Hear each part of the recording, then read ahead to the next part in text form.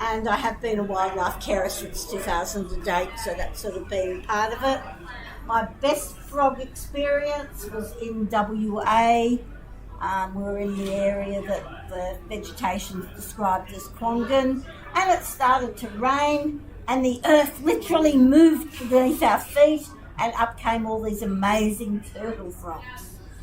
And that was just awesome. My most disappointing one was not winning the prize to go out with Jerry Marantulli in the old Victorian frog group to go and see the corroboree frogs. But basically what I'm on about for most things is being a lot older than many of you in the room. I have noticed a lot of changes. Which button am I supposed to be putting? One on the right. Just pointed at the laptop though. Right. So as you can see, the photo there on the left is somewhere that I used to frequent as probably an 8 to whatever year old, and that's the Yarra, and that's what it looks like now. So as you can see, one of the things I'm on about is straight out loss of habitat, and that's a really major concern. So even species that are fairly common, and they were not very well taken, but I had just dug a huge hole to plant a plant that was that big, and as I got my last load, had to go and dig a different hole. But so they're common species. Yeah, it's a bird. Is anyone familiar with this bird? And the point of that is simply to say, in the 1800s, there were billions of these things that used to darken the skies in Northern America for quite a bit of time. 100 years later, because I believe they were supposed to be good eating and definitely cheap meat, they were extinct. So, and that's sort of one of my concerns. And that is what extinction looks and sounds like.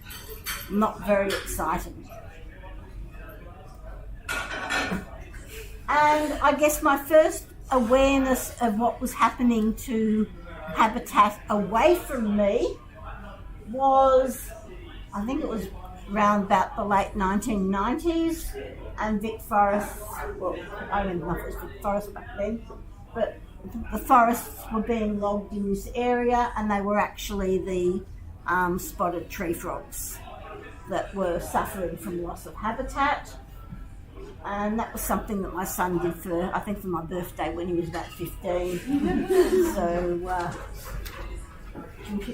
I thought it was pretty awesome considering the ability of computers back then. And unfortunately, we're still concerned about logging.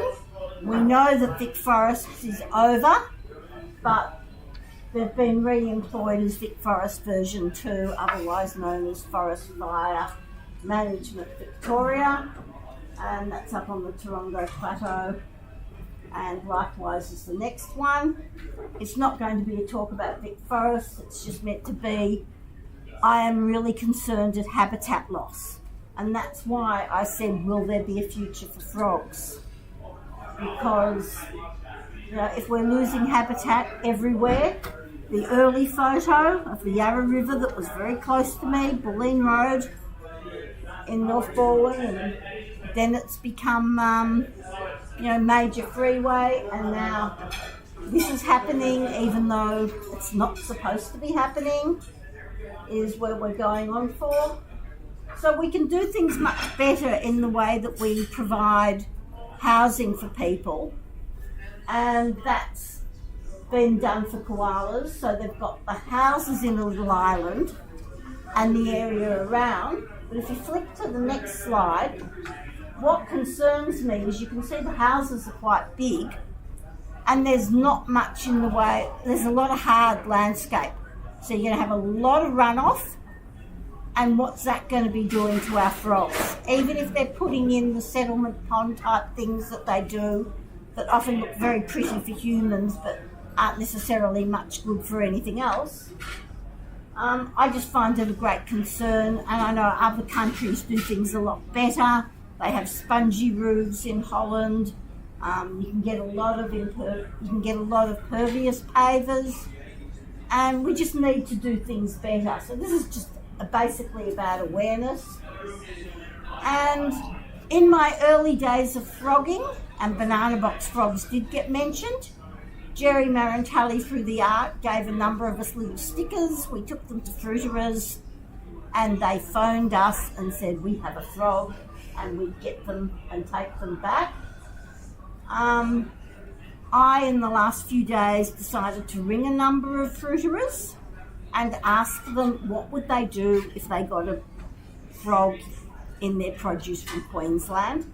I got some pretty interesting answers. Most of them were, we would put them out in the garden. One I was pretty happy with. He said he's done it twice and taken them to vets. Another said he'd take them to an exotic pet shop. And another said he'd have a heart attack. A bit concerning for the human, but probably not of concern for the frog. But my concern here is, to a minor degree, the welfare for the banana box frog. But my main concern is if they're putting them outside, what is that doing, firstly, on biosecurity for our frogs, and secondly, are they going to outcompete ours? So basically what I've just done is, instead of the usual chytrid and things that we normally talk about, just put you in a different space for the night. And I think that's pretty much it. So, yep.